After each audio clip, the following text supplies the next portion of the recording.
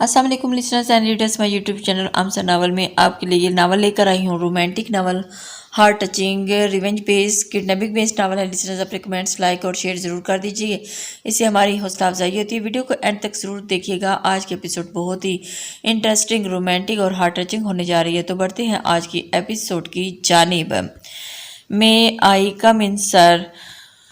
اس نے بہت ہی آرام سے اجازت طلب چاہی تھی، جس کی آواز پر بنا جھجکے ہی اس نے اجازت طلب کی اور بغیر اجازت کے وہ اندر نہیں آنا چاہتا تھا، لیکن اس کے باوجود بھی وہ اندر آ گیا۔ ویری گڈ، آپ یہی بات مجھے بہت پسند ہے۔ مجھے بلال صاحب، وقت سے پہلے آپ کا کام ریڈی رہتا ہے۔ صدام کے ستائشی انداز پر بلال ہولے سے مسکرا دیا۔ بلال کے فرشتوں کو بھی علم نہیں تھا کہ وہ پریزنٹیشن کی جگہ اپنے باس کو کیا تھما چکا ہے۔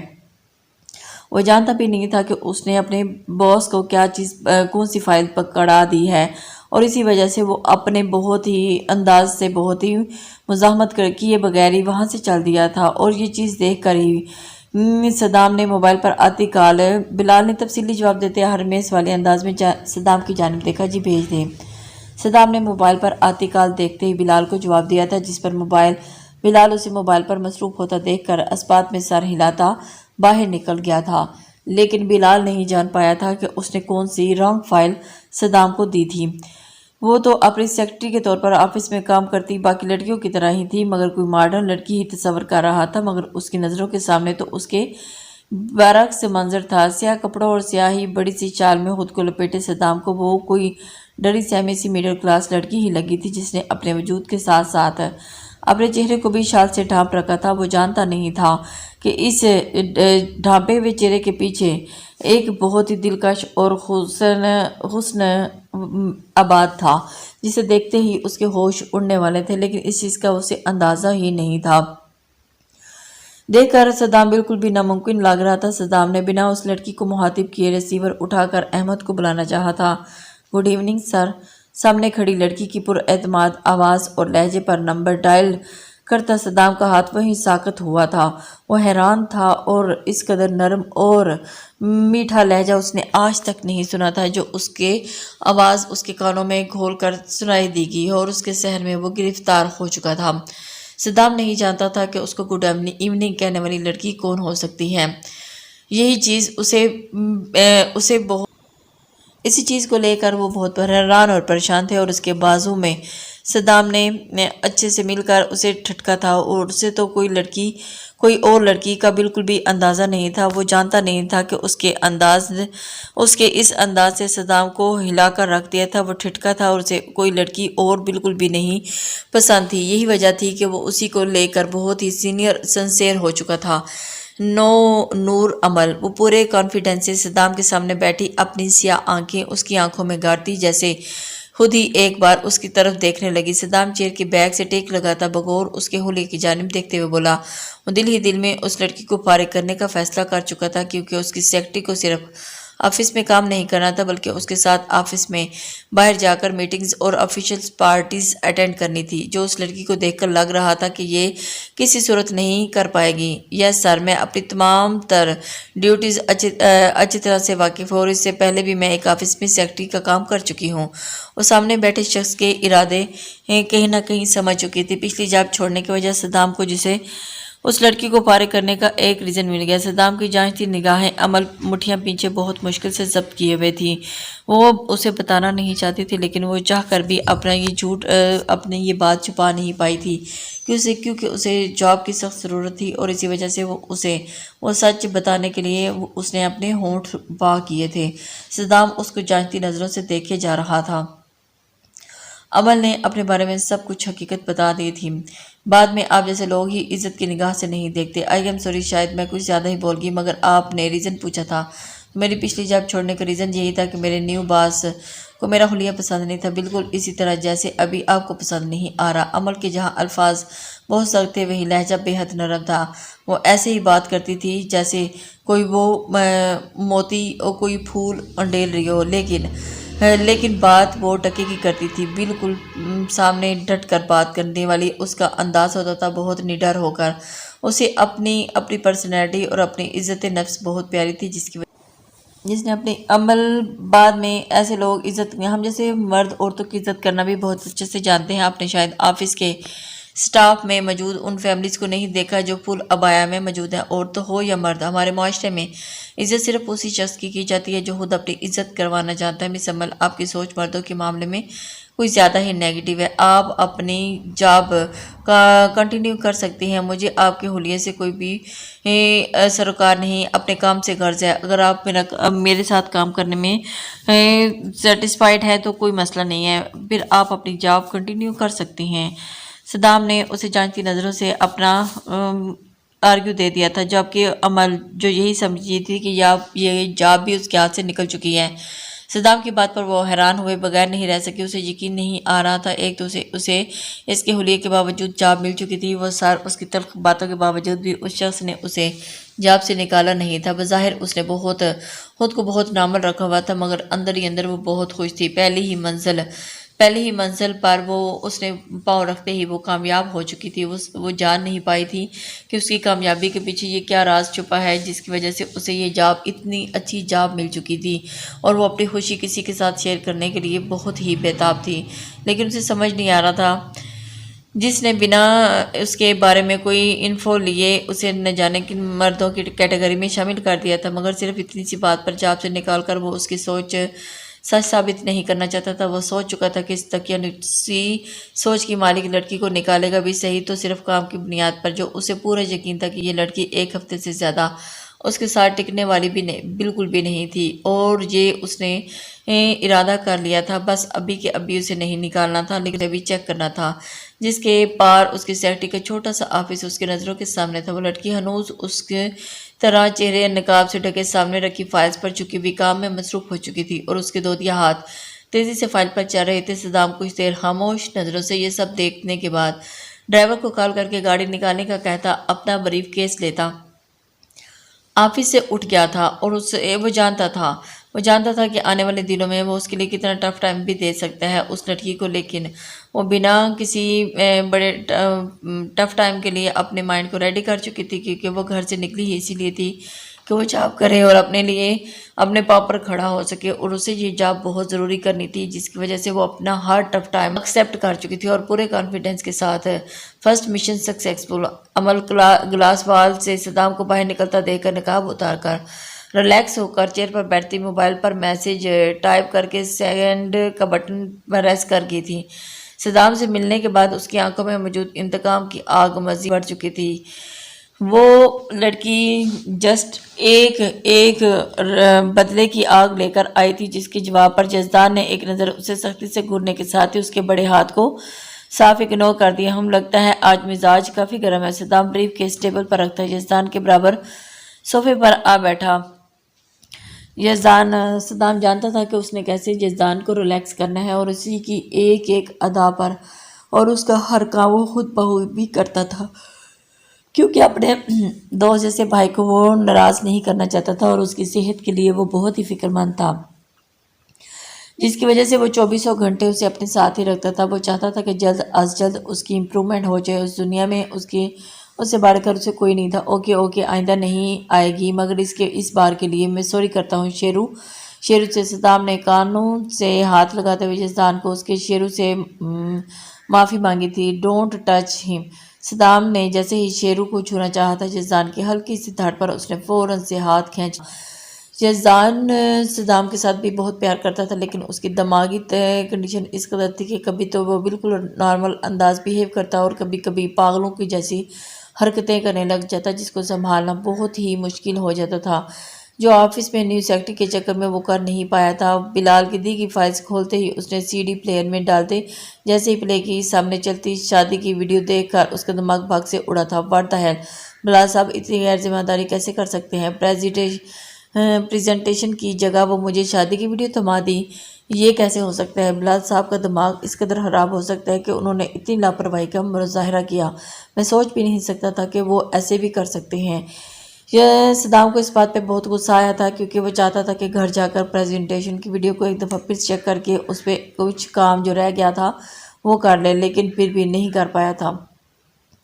بلال کے سامنے صدام فون کان سے لگائے ادھر ادھر چکر لگاتا بلال کی کال پک کرنے کا انتظار کر رہا تھا۔ یزدان پر پڑنے والی غیر ارادی نظریں اسے صدام کی ویڈیو صدام کی سٹاپ کی گئی جگہ پر رکی ہوئی تھی جہاں اس پر ایک انتہائی خوبصورت لڑکی کی تصویر آئی ہوئی تھی۔ یزدان کی دلچسپی کو دیکھتے صدام نے ہولے سے ہاتھ بڑھاتے ویڈیو پلے کر دی تھی اور اس لڑکی کی باتیں کرتا وہ مسکراتا دیکھ کر یزدان کی مسکراہٹ میں بھی اضافہ ہوا تھا، مگر جیسے ہی ویڈیو اس پر سے ہٹی یزدان کا چہرہ پہلے کی طرح سپاٹ اور سرد ہوا تھا۔ صدام کو سمجھ نہیں آ رہی تھی کہ یہ لڑکی اس کے لیے اتنی ضروری کیسے ہو سکتی ہے۔ یزدان اس لڑکی کو دیکھتے ہی کیسے اس کی ایک جھلک دیکھتے ہی اس کے چہرے پر وہ صدیوں پرانی مسکراہٹ واپس لوٹ آئی تھی اور صدام جی جان لگا کر بھی اس کی وہ مسکراہٹ واپس لانا چاہتا تھا، لیکن اسے کلو نہیں مل رہا تھا۔ وہ سمجھ نہیں پا رہا تھا کہ وہ کیسے اس کی یہ مسکراہٹ واپس لے کر آئے۔ صدام نے اپنی ہر قسم کی کوشش کر لی۔ اگلے چند سیکنڈ میں ہی سعود کا مثبت جواب ملتے ہی صدام خوشی سے جھوم اٹھا تھا۔ اسے وہ لڑکی مل چکی تھی جو یزدان کی صحت یابی کے لیے کافی مفید ثابت ہو سکتی تھی۔ ابھی ایک اور تصویر بھیج رہا ہوں میں تمہیں، 2 گھنٹے تمہارے پاس ہیں، جلدی سے پتہ لگا کر بتا دو کون ہے وہ لڑکی اور بلال قریشی کا کیا تعلق ہے اس سے۔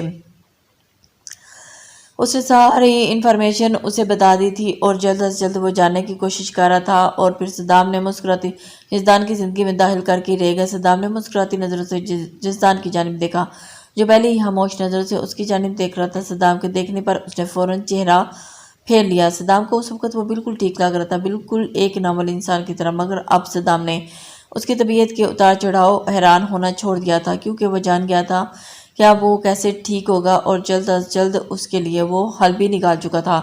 بس اسے اس سعود کی کال کا انتظار تھا اور پھر اس کے بعد اسے کیا کرنا تھا وہ جان چکا تھا۔ یہ جاننے کے لیے اسے اپنی زندگی کا شکر ہے آج تمہارا سوجا ہوا منہ تو کچھ ٹھیک ہوا۔ تم جانتے ہو کتنی بور ہو جاتی ہوں میں جب تم اپنی مصروفیت کی وجہ سے مجھ سے بات نہیں کرتے۔ حرمت کافی کا سیب لیتے آفاق کے کچھ دنوں سے بگڑے مزاج پر چوٹ کرتی ہوئی بولی تھی، تم بوریت اور اداس نہ ہوا کرو اور نہ ہی اس طرح سے رہا کرو۔ ایک بات پوچھو تم سے، سچ سچ جواب دینا۔ آفاق حرمت کا رعنائیوں بکھیرتا دلکش چہرہ دیکھتے سنجیدگی سے بولا تھا۔ حرمت نے نوٹ کیا تھا کہ آج آفاق پچھلے دنوں کی طرح چپ تو نہیں مگر کافی عجیب بیہیو کر رہا تھا۔ اس کی ہر بات کو انتہائی سنجیدگی سے بھی لے رہا تھا، لیکن حرمت اس کے اس انداز تک نہیں پہنچ پا رہی تھی۔ لیکن اس نے پھر اس سے سوال کر ہی لیا۔ آفاق کے سوال کو سن کر وہ ایک دم سے حق بنی دیکھ رہی تھی۔ آفاق نے ہر سوال پوچھ لیا جس کے لیے وہ اس ان کا انتظار کر رہی تھی۔ حرمت نے اپنے محسوس منہ پھٹ انداز میں کہتے آفاق کی رہی سے ہی خوش فہمی دور کر دی تھی، لگتا ہے تو میری باتوں کا مائنڈ کر گئی ہو۔ آفاق کم سے کم اس وقت تو حرمت کے ناراض ہونا برداشت نہیں کر سکتا تھا، اس لیے فوراً ہونٹوں پر سمائل بکھیرتا ہوا وہ اس سے مخاطب ہوا تھا، لیکن حرمت کو واپس اپنے موڈ میں آنے کے لیے ٹائم چاہیے تھا۔ لیکن وہ سوچ بھی نہیں سکتی کہ وہ جس کے ساتھ اس کا رشتہ طے ہوا تھا اور وہ شخص اس کے بارے میں اس طرح کا سوچ سکتا ہے، وہ اس قدر گھٹیا سوچ رکھ سکتا ہے، وہ تو کبھی اندازہ بھی نہیں لگا سکتی تھی۔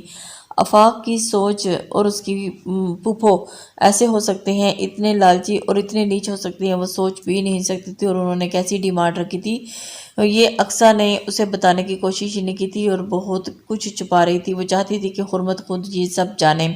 یہی وجہ تھی کہ آفاق حرمت کو یوں ناراض نہیں ہونا دینا چاہتا۔ نہیں میں وین پر چل جاؤں گی، حرمت نے فوراً انکار کیا تھا۔ حرمت کو دوسری جانب مڑتا دیکھ کر آفاق نے فوراً اس کا ہاتھ پکڑ کر روکا تھا، کیونکہ وہ چاہتا تھا کہ وہ اس کو ساتھ لے کر جائے، وہ اس کو ناراض ہونے نہیں دینا چاہتا تھا۔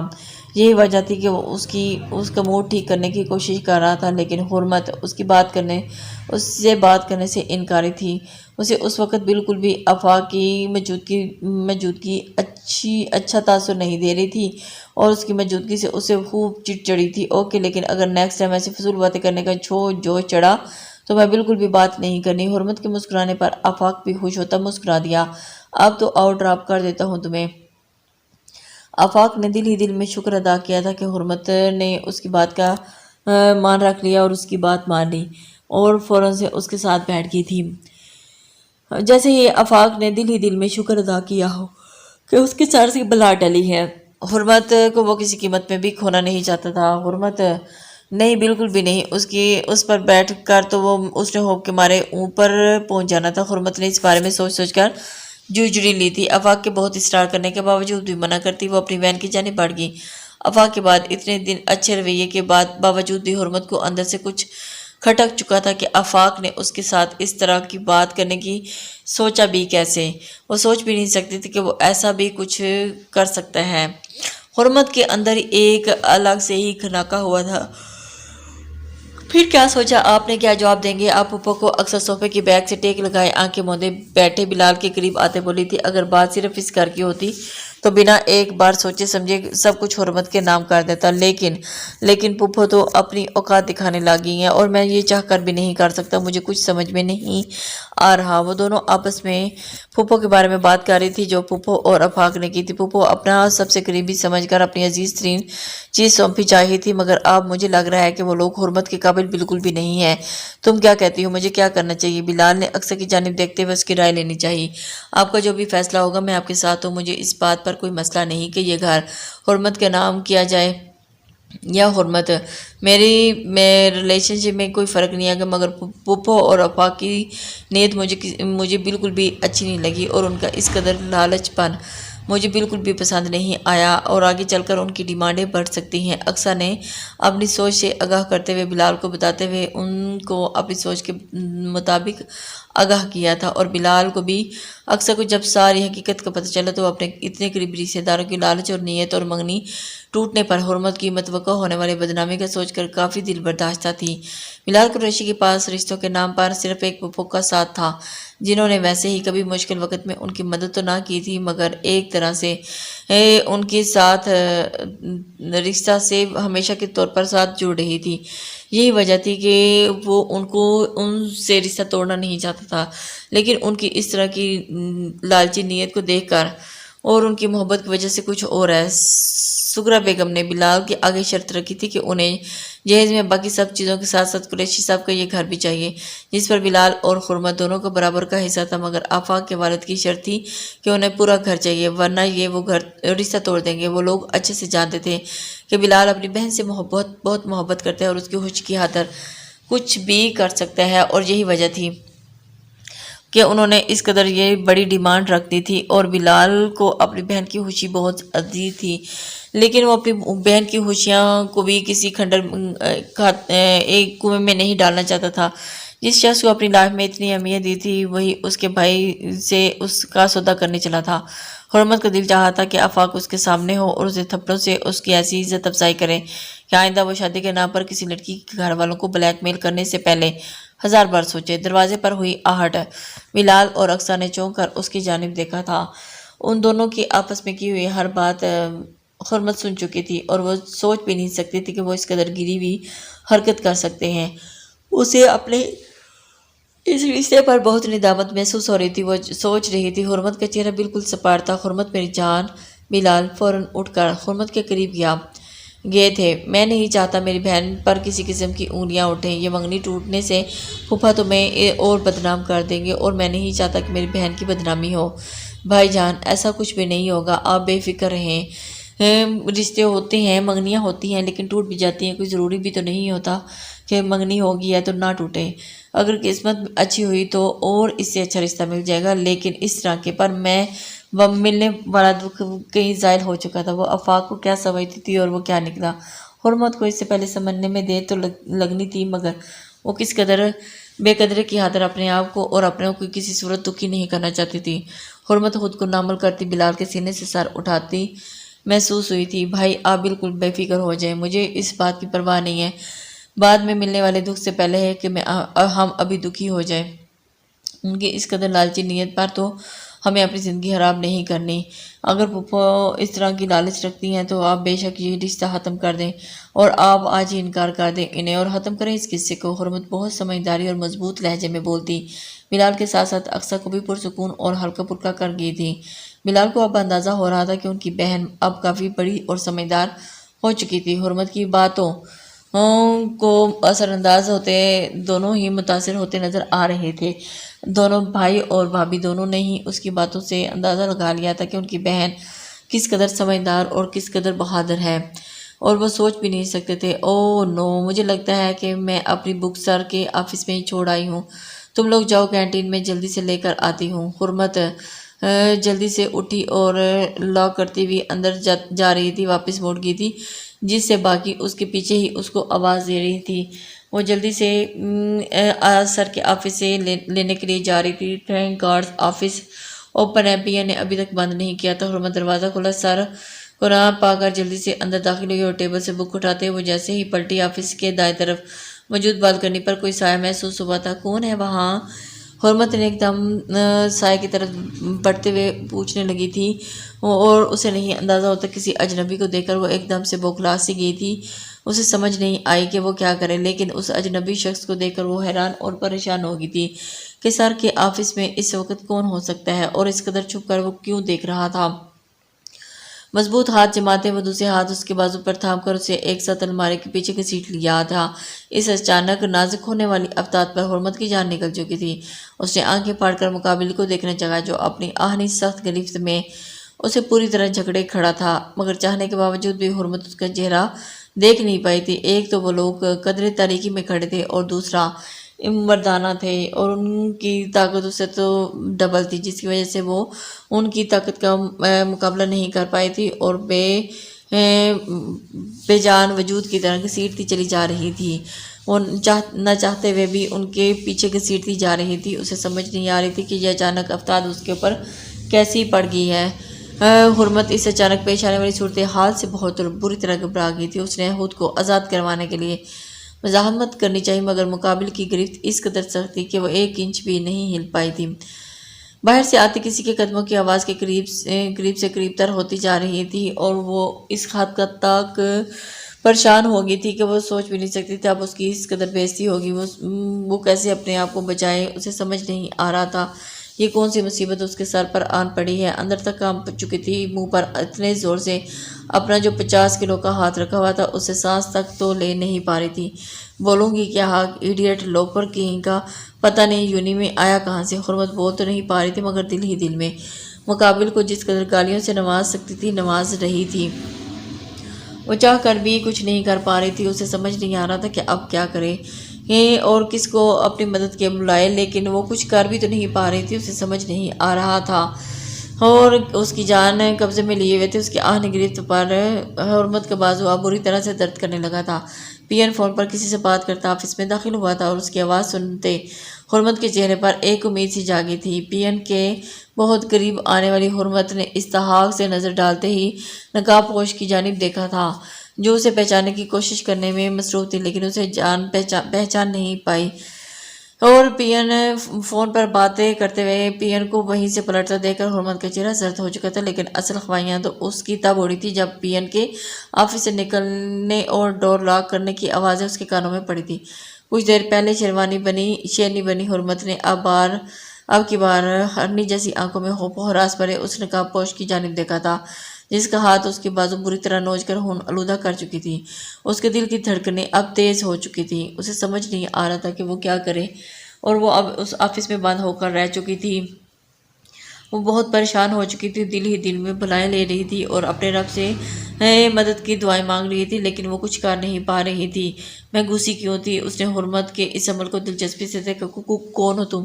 اپنے چہرے پر جمی اس کی گہری نظروں سے گھبراتے ہوئے حرمت نے بہت ہمت مجتمع کرتے ہوئے پوچھا تھا، جیسے ہی اسے اندازہ ہو گیا ہو کہ وہ اس کی جان چھوڑ دے گا، لیکن نہیں۔ وہ اس کی جان چھوڑنے کے لیے تھوڑی اس کے منہ پر ہاتھ رکھے اسے آہنی بازوں سے مضبوطی سے تھامے اس کو لیے کھڑا تھا۔